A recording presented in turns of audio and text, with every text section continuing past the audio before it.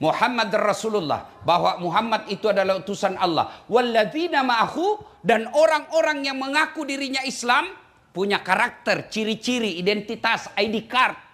Satu, asyidda' walal kufar, tegas kepada orang kafir. Tapi ingat, jangan salah paham tentang tegas terhadap orang kafir. Apa itu tegas? Tegas dengan prinsip inna dina indallahil Islam. Islam is the single one, the true religion behind the God. Gaya-gaya saja ini bos. Gaya-gaya.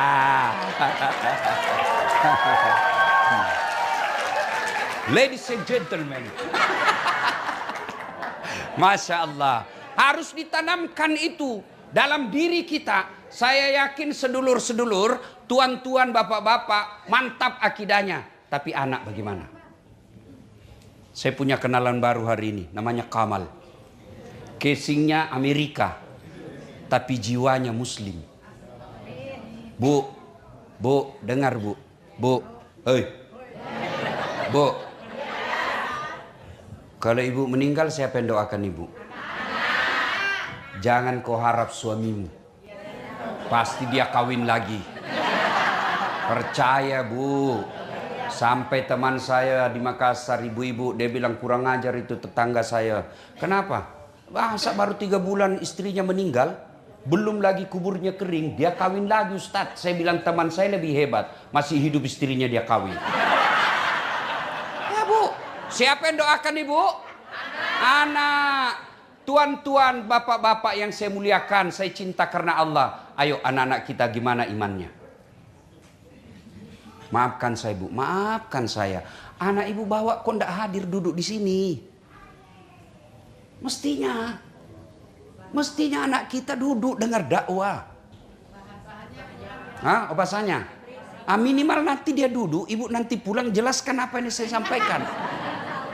Harus bu, ada ikhtiar. Nah ibu sekarang, kalau di sini ibu khawatir agamanya anak, ikhtiarnya kirim ke kampung neneknya sekolah. Itulah tugasnya ibu. Sekarang bagaimana ibu yakin agamanya akan selamat kalau sekarang aja ibu tidak bisa kendalikan? Demi Allah, kita akan ditanya.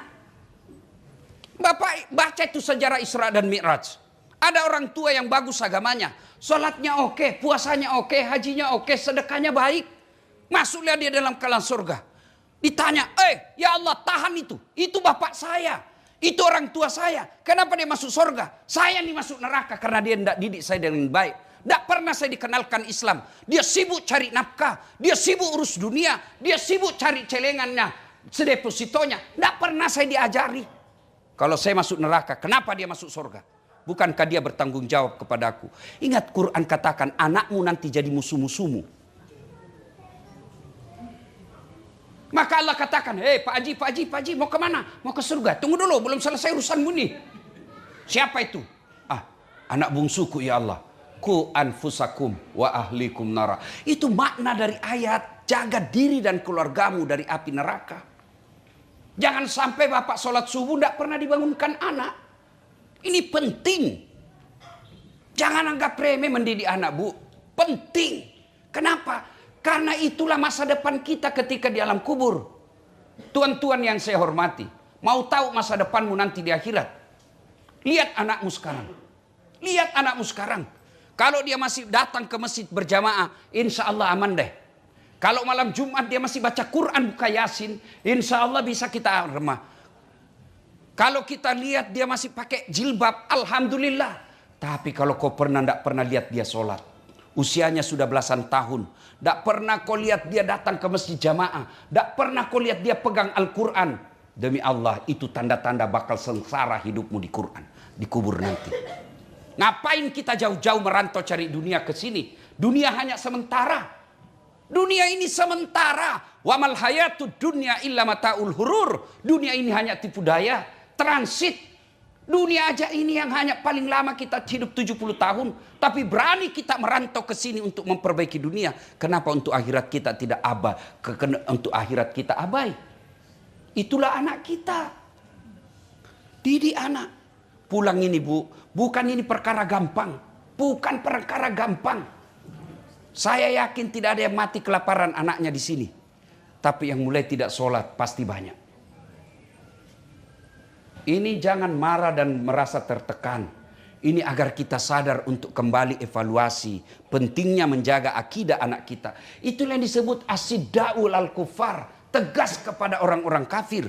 Bukan tegas itu kita perangi, bukan tegas kita lempar rumahnya. Itu keliru. Karena agama kita mengajarkan jangan kau celah Tuhan-Tuhan mereka, jangan kau hancurkan rumah ibadah mereka. Yang kita tegas di sini adalah jaga anak kita. Pertama jaga caranya, pendidikan anak kita. Jangan ibu bapak berpikir ini kan cuma pendidikan. Justru pendidikan itulah pintu masuknya agama. 2. Untuk menjaga anak kita. Bapak hati-hati pilih pendidikan. Kalau boleh saya bersaran, kalau bapak tidak yakin bisa selamat akidahnya anak di sini, bagaimana caranya bapak ibu bisa kirim ke Indonesia, bawa ke pesantren minimal 3 tahun, akidahnya kuat, oke, kau kembali ke sini.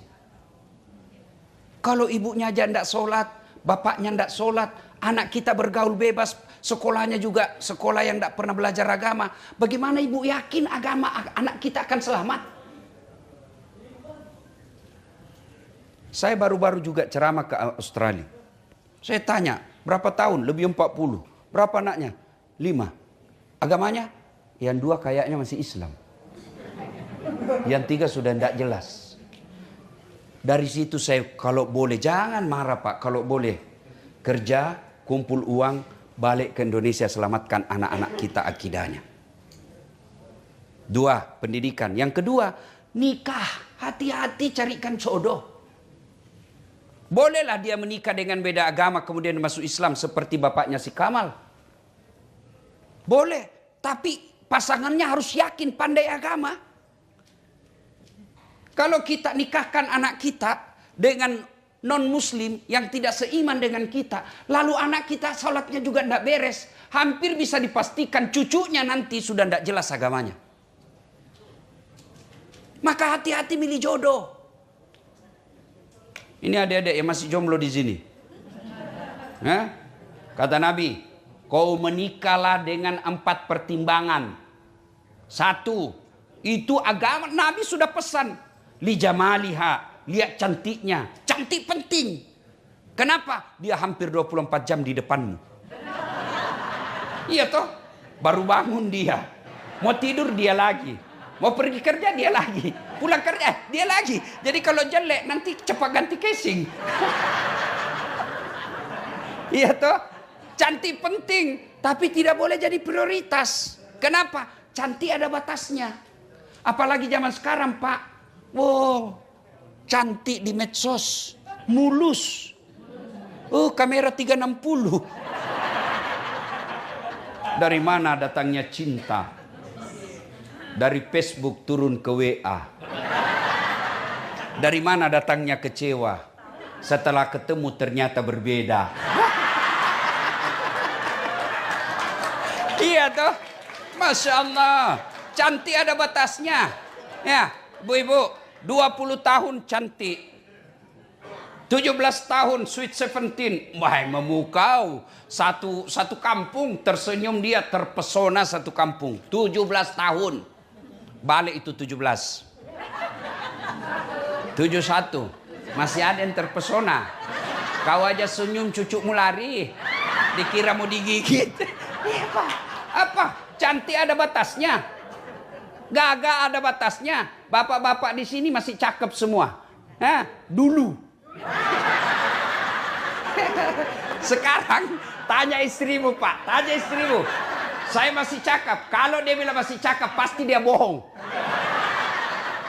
Ibu-ibu, tanya suamimu, kamu masih cantik? Kalau dia bilang masih cantik, pasti kau dibohongi. Iya toh? Cantik ada batasnya. 2, cantik itu subjektif. Subjektif. Cantik menurut Dasar, belum tentu cantik menurut Kamal. Iya toh? Kalau saya ditanya, siapa perempuan paling cantik di dunia Ustadz? Ada istri saya di samping pasti, istri saya dong. Bapak protes, istriku, enggak urus saya istrimu. Iya toh subjektif. Ada yang suka yang hitam-hitam, Ada yang suka yang bening, ada yang suka body gitar, macam-macam. Ya toh? Macam-macam. Iya toh, itu subjektif. Maka adik-adik sekalian, kalau kau menikahi seseorang karena kecantikan, siap kau kecewa. Kenapa? Pasti ada batasnya. Sampaikan itu ke anakmu. Memang kau lagi cantik sekarang, tapi kalau kau cantik pertimbanganmu, biaya operasionalnya mahal. 2, kata Nabi, ini cantik. Nabi katakan pilihan cantik, tapi jangan prioritas. 2, kata Nabi, pilihlah karena keturunannya, tapi jangan prioritas. Kenapa? Ada orang bapaknya Nabi, anaknya jadi pengkhianat, Nabi Nuh. Ada orang bapaknya pengkhianat, anaknya jadi Nabi, Nabi Ibrahim alaihissalam. Ya, itulah sebabnya orang Jawa mengatakan bebet, bobot, dan bibit. Ya toh? J? You understand? Yes.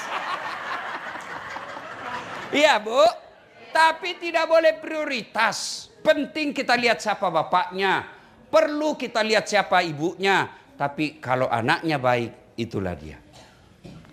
Yang ketiga, kata Nabi, ini nasihat buat bapak-bapak, pilihkan jodoh untuk anaknya. Yang ketiga, kata Nabi, pilihlah karena kekayaannya. Rasulullah menikahi Khadijah, salah satu pertimbangannya karena Khadijah orang paling kaya di Mekah waktu itu. Penting, tapi jangan prioritas. Kenapa? Kaya ada batasnya. Oh, dia kaya Ustadz, tidak bakal miskin 7 turunan. Betul, masalahnya dia turunan ke-8.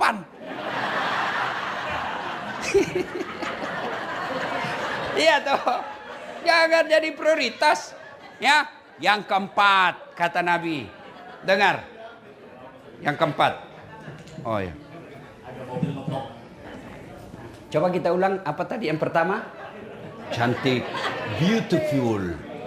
Yang kedua, turunannya. 3, kekayaannya. Yang keempat, agamanya, kata Nabi. Mahasiswa saya bertanya, Ustadz, kenapa agama nomor 4? Mestinya kan agama nomor 1. Saya bilang, jangan salah dek. Agama betul nomor 4, tapi tidak titik di situ hadis. Koma, lalu ada di bold, huruf besar, kapital, kasih tanda centang, lalu di stabilo. Ya kira-kira seperti itu kalau sekarang ya. Kata Nabi, utamakan agamanya, karena dengan agama kamu akan dapat semuanya. Ada orang cantik Bu, cantik betul, tapi akhlaknya kesurupan. Iya toh? Iya. Ada lagi mukanya, Masya Allah, akhlaknya baik, tapi mukanya hancur. Iya kan? Iya. Ada lagi kaya, tapi mulutnya kasar. Tidak mungkin ada perempuan berkumpul 4-empatnya. Dialah cantik, keturunan baik-baik, anak orang kaya, hafal Quran. Kalau ada bapak ibu tahu di sini, tunjukkan saya. Saya juga masih mau Pak.